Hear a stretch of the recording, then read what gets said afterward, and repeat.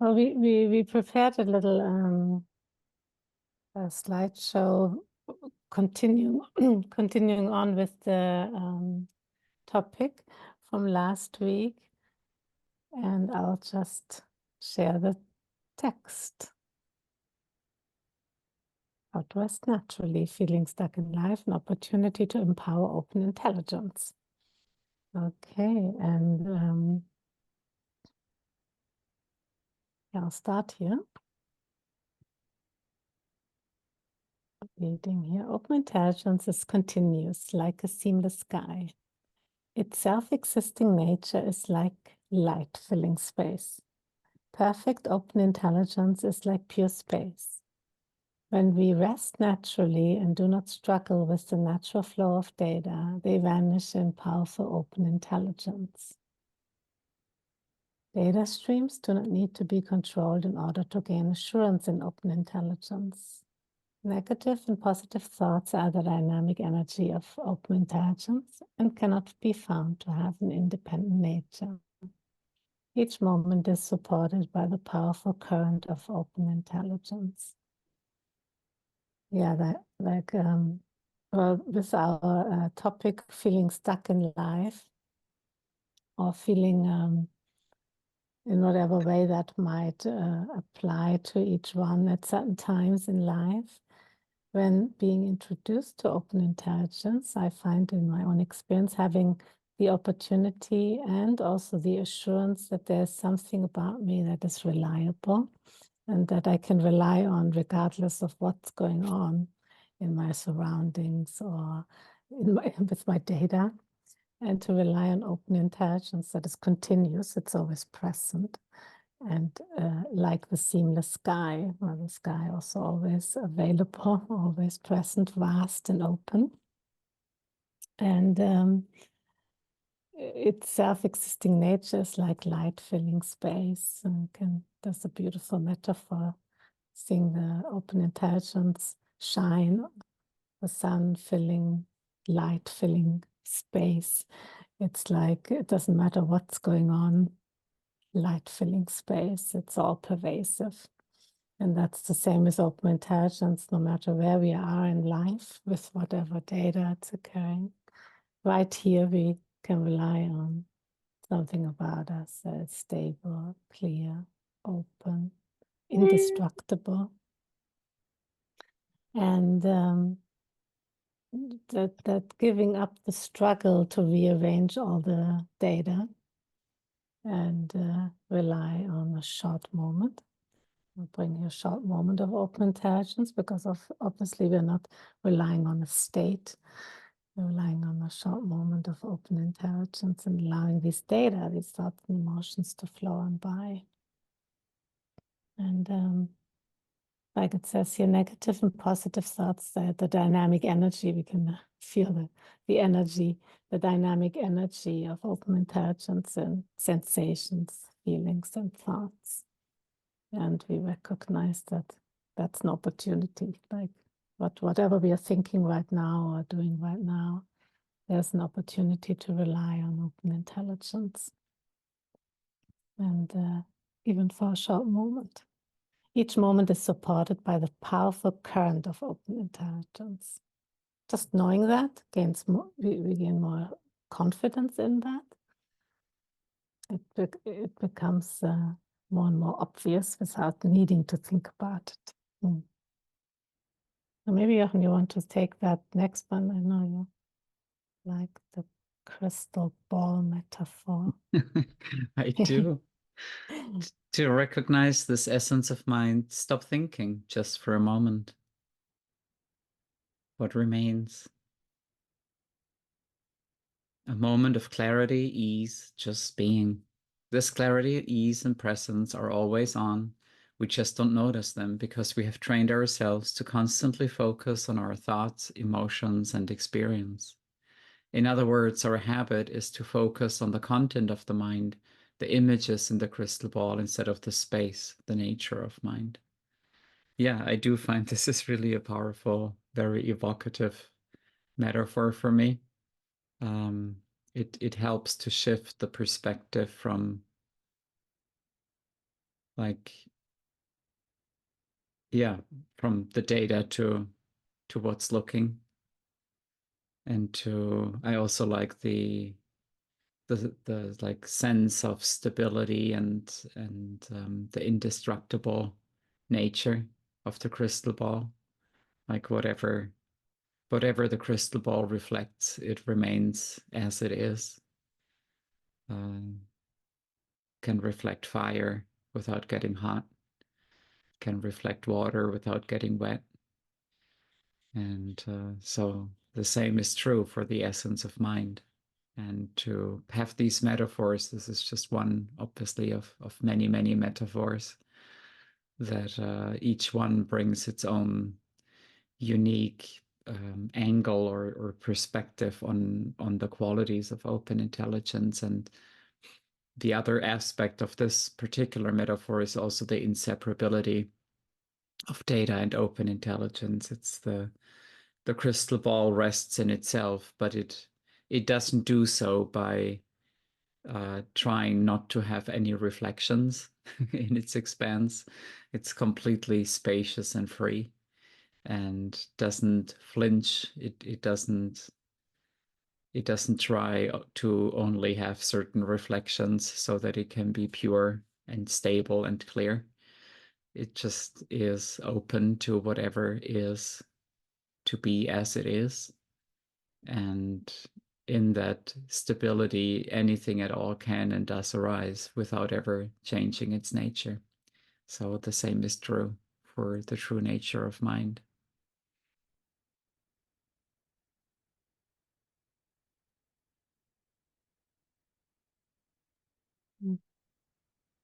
Shall I continue there? This might be more your domain. Thoughts are not needed to arrive at decisions about anything. Within the primordial purity of the exact nature of everything lies wisdom that is super complete in itself. Wisdom that is entirely non-conceptual and always already completely beneficial. Often, I'll pause here a moment, often we feel stuck when we're just with that theme, feeling stuck or feeling like we need to make big decisions in life or small decisions, any decision, or when we're trying to figure out what is right for us or what we want. And or even how to act within a relationship, within a conflict, then we might have all kinds of thoughts that go one direction and the thoughts for the other direction. Or we have certain views on this and certain views on that, and good and bad feelings about things, and can feel very confusing and lead to being like paralyzed, not knowing how to act and how to take a decision. And it's very powerful to see, okay, thoughts are not needed to arrive on a decision, even though we're not like taking an extreme that all thoughts are completely useless. One could say, yeah, maybe if we just see the description part, yes, but all thoughts are wisdom energy. So it is also powerful to see everything like on the top of the mountain where we can see all the descriptions, but we also know truly what all data, all the thoughts are, appearances and the dynamic energy of open intelligence. And with relying on that essence, with short moments, we rely on that indestructible wisdom that is always available, it is always responsive. And that also supports us to making decisions. So that trust, and then I can see that in my experience, just having more and more trust that if I don't know, or if I have a decision to make, that I trust that I'll know. And that includes looking at all the sides and looking at everything, yet not relying on the descriptions. That can be sometimes very confusing. So the idea that we have to think ponderously about everything in order to arrive at any conclusion is just a habit. Why not relax and see if something else might deliver an even better result than obsessive thinking in order to make a decision and probably obsessive emotions too.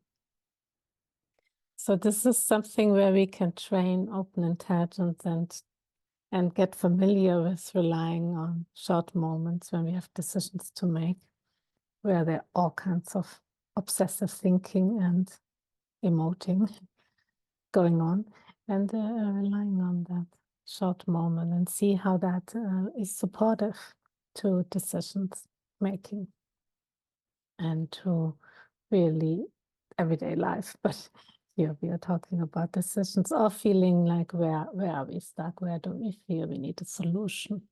It supports like seeing the options we might have, because we can rest with maybe hope and fear, with the feelings that are coming up.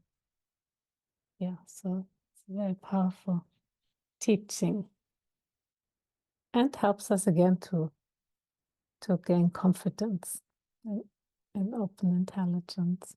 Mm-hmm.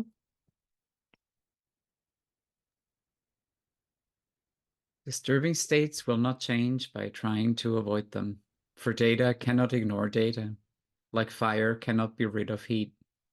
Disturbing states will not change by trying to replace them with positive states, for a datum cannot change a datum, just as an emerald cannot change its color.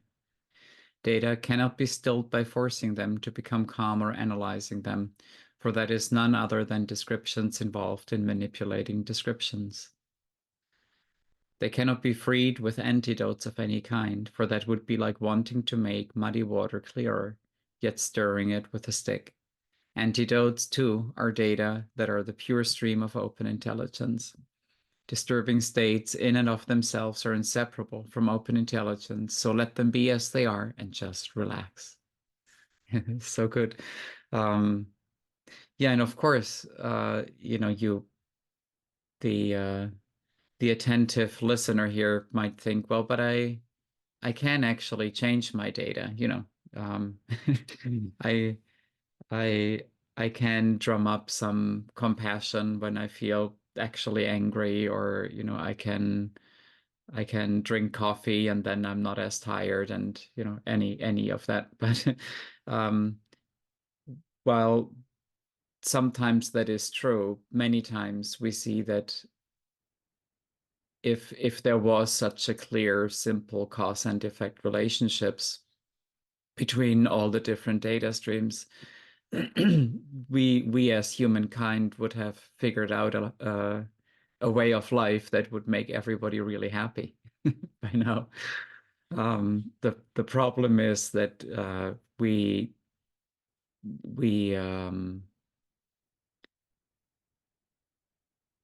we're basically believing in a dream to be true, to be real, and constantly meddling with the dream images. And even if we were successful here and there, the more important the more important work, you could say, or success would be to recognize that we're dreaming. And in that, all the images are instantly freed. This is the power of what this text here is pointing to, is once we recognize that they are all dream images, we're entirely free from the need to change anything. We can then still, if anybody here is a lucid dreamer, we can then still decide to change the display if we want to. But it would happen with a very different disposition. It wouldn't happen from the neurotic, frantic belief that the images ultimately decide who we are and our ultimate well-being. It would be from, more like playing.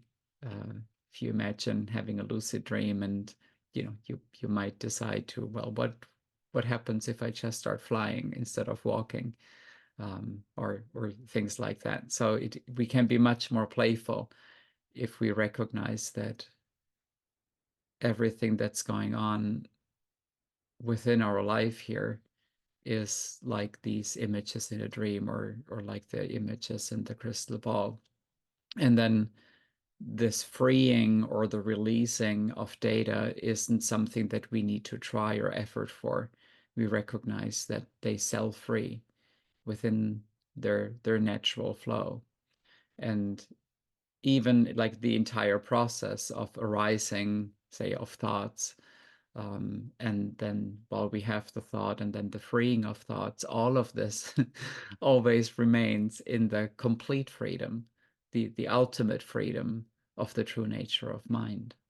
So there really isn't any freedom to be gained or to be looked for other than recognizing the inherent freedom that is already the nature of mind, the very essence of our own being.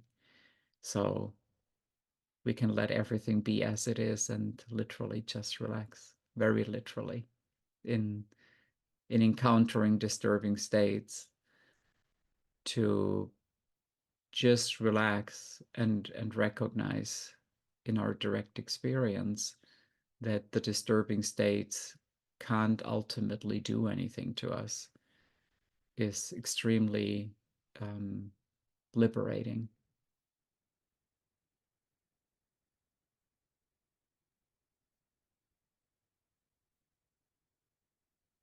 Theta are a single stream of evenness and equalness that are inseparable from open intelligence, like the color blue is inseparable from the sky. There's complete equalness in the single flow of data. So color blue in the sky, they are inseparable. So it's in the same way like data and open intelligence are inseparable, but we don't have to really think about that because it's hard to think about the inseparability. It's something that naturally comes with taking short moments, with gaining confidence, that becomes more obvious that there's no open intelligence without data and no data without open intelligence. So the indivisibility of open intelligence and data bears tremendous energy, deep insight into the nature of everything and more. Open intelligence and the uniflow of data, like the sun and its rays, is expressed in the natural perfection and benefit of its magnificent qualities and activities that appear in everyday life. So sun, also a beautiful metaphor, is the rays and pervasive light pervading everything, and inseparable from open intelligence is the power to be of benefit. So this energy, that the dynamic energy of all the data, are powerful energy, are beneficial energy that we can tap into by recognizing short moments of open intelligence throughout our day.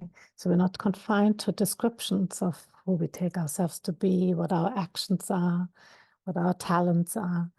It opens up a limitless capacity and energy to respond to circumstances, to people, to places that we encounter.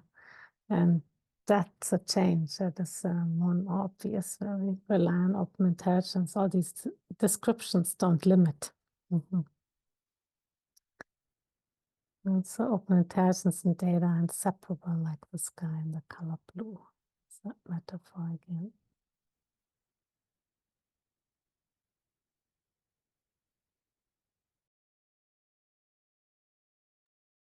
Given that open intelligence is free of the need to alter the natural flow of appearances, it is important to relax and let everything be as it is.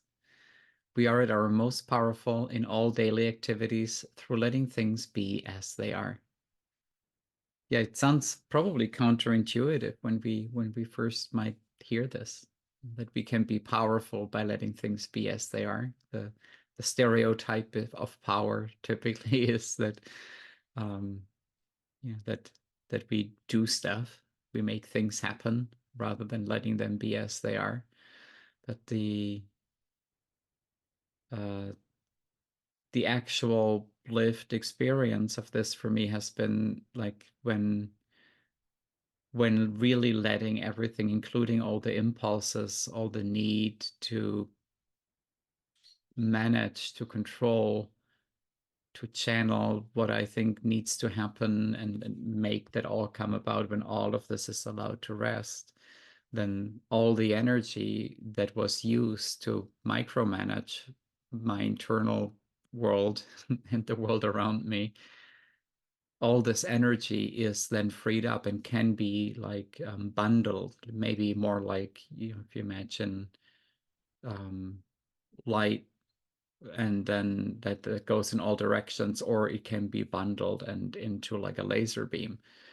It's the same energy, but it's very precise, and it can be, it can accomplish things that light that isn't bundled in this way can't accomplish. So in the same way, the power of mind and the energy of our heart can be so powerful when it is applied in this instinctive way, where all the power can truly rise and shine.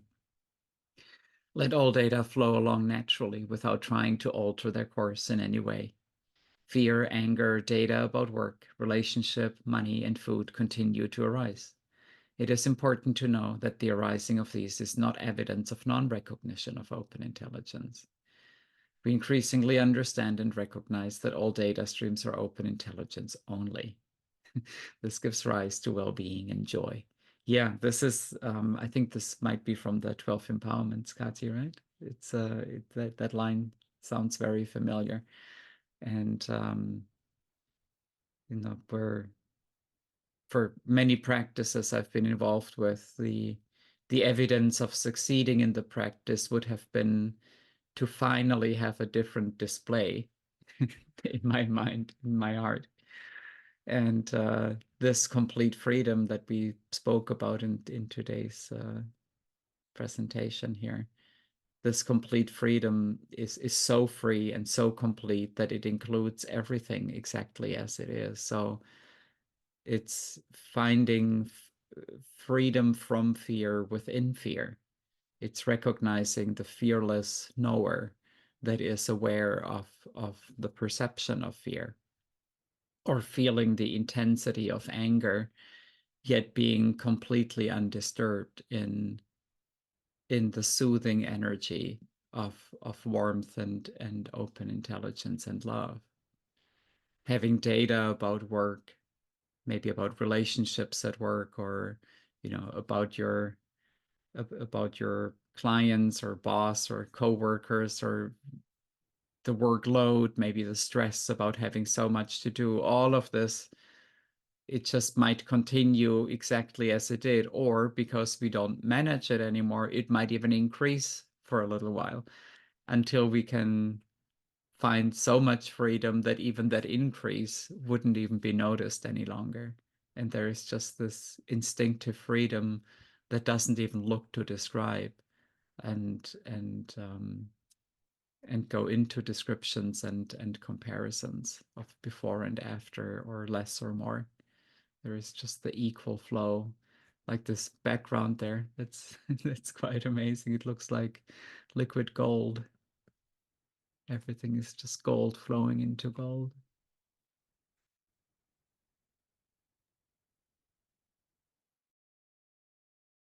This is the pivotal instruction that needs no study. Short moments many times become continuous. A gift as simple as this belongs to everyone. It is like living on an island of gold where everything is gold. Just so, all moments contain the opportunity of the riches of open intelligence. Open intelligence releases tremendous energy to see everything clearly, like removing a blindfold from the eyes. Here we have the gold metaphor, living on an island of gold where everything is gold, as every moment is like an opportunity to recognize that beneficial energy that is us all, and that is within us, and every moment has the riches of this powerful energy of open intelligence. And it's like overlooking that by looking at the descriptions only, but then seeing everything clearly. It's like removing the blindfold, seeing everything clearly, the dynamic energy of open intelligence, including all the descriptions inseparably, is great clarity and also a wonderful and precious opportunity it doesn't need any study, and that's also good. It's a practice that it is effortless, even though in the beginning, obviously, there's some effort in reminding ourselves with short moments of showing up to such meetings and gaining confidence in short moments of open intelligence in open intelligence. But it is really that it's so natural to us that it is something that is effortless and naturally present. So, and just comes about by being exposed to those, to hearing about our natural state. Mm-hmm. Yeah, I like the golden visuals here. Yes, we'll pause here with the golden opportunity. And yeah, we can have questions and also shares. And if you want to read a certain aspect of this presentation, I'm happy to share it again. And you want to maybe share your experience with it. Love to hear. I'm happy to. Yeah, yes, Alessandro. Mm-hmm. Thank you for the invitation, Kati. Well, I'm really happy to be here today. I didn't know of this meetup before. Thank you for offering this space. It is a time of very colorful and data that go in all sorts of direction. And specifically yesterday, I was feeling like, oh, I should enroll in this online degree program and on that other one and on the other one. And if I had followed my data, I would basically be enrolled in 3 different universities at the same time. And yeah, I just took a few short moments and got in touch with my trainer, and just the fact of sitting and finding myself on facing the blank screen of the email to write to my trainer was just that was very relaxing. And I clearly saw how this urge to enroll in online degrees was just me feeling inadequate and needing to be fixed, and hoping that getting another degree would fix some of those fundamental flaws. And of course, this has changed very much since I participated in the teaching. So the duration of those intense data is much shorter now. Right. Well, thank you for sharing, Alessandro. Mm-hmm. Even put it in the newsletter in the next one. Mm-hmm. We'll make sure that you also get it, Judy. Mm-hmm. Mm-hmm. Share. Hello, Kathy. Yeah, I also, just following, I also have found, additional to listening to talks, I found it really helpful myself sometimes writing out the texts. So that's something I also just thought, I know there's books available, that are for free, or I think so. I think the PDFs and also texts that you share with us here. I've just found that very supportive at times as a grounding practice, to just write out the words of the texts, and they sort of enter in a different way. So yeah, that's one other thing. And I also just wanted to share one thing that I've noticed. I've been practicing with short moments for quite some years now, but I was just reflecting now about how, like getting used to the practice initially, was easier in certain types of circumstances for me. And it feels like over time, you know, with the practice, it's like it keeps on giving, you know, life and like different relationships at different times, whether it's, you know, with my parents or intimate partner or work or with my daughter, you know, so different things bring up all these different, you know, things that we face going through life. And I just feel like it always, you know, initially maybe it was easier in some of these external relationships, just like practicing in a short moment, you know, and feeling more spaciousness in my response in a moment, let's say in a relationship. And then more and more, I feel I have that sort of spaciousness in relationship with my own data, like my own thoughts, my own sensations. And they're inseparable, really, isn't it? Because, you know, it's my own response to anything that I'm taking a short moment with.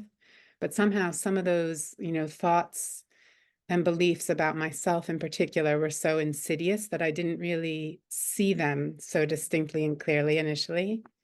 They were sort of under my radar. And so I feel with just the time of the practice, like just taking its time over time, you know, there's ever more enrichment and deepening of just allowing, you know, all of these things. So like, yeah, I mean, I could, you know, even just, you know, something I think I had from my, like just from since as long as I can remember is like a certain type of feeling of insecurity or self-consciousness. And I think we all have that to some extent, but I just feel over time with the practice, it just becomes more and more easy to relax. And like you shared also, Jochen, it's not like a feeling of now I feel really confident and secure, but it's just a falling away of the focus on the data and information that the thoughts and the beliefs and assumptions about insecurity or insecurity in myself, they just don't have the same grip. So it's just a softening over time, you know, of their power over me, you know, and influence over myself and my actions. And so I feel you know, I just feel a growing patience also with myself and with the practice over time, because I see how it takes its own pace and how different things are revealed naturally over time. So yeah, I just felt to share that a bit. Yeah, that's great. Beautiful. Thank you, Michelle. Yes. Right, yes, and also writing the text, yeah, that helps in all ways. We learn really open intelligence language by hearing it, by reading it, speaking it, and writing it. Like Rinpoche always said, we learned the data language descriptions with writing, speaking, hearing. And so now we are learning open intelligence, realization language. Not only the language, but the energy in the same way. Yes. Great. Okay, that sounds good. We'll send out some of the resources and meet again next week.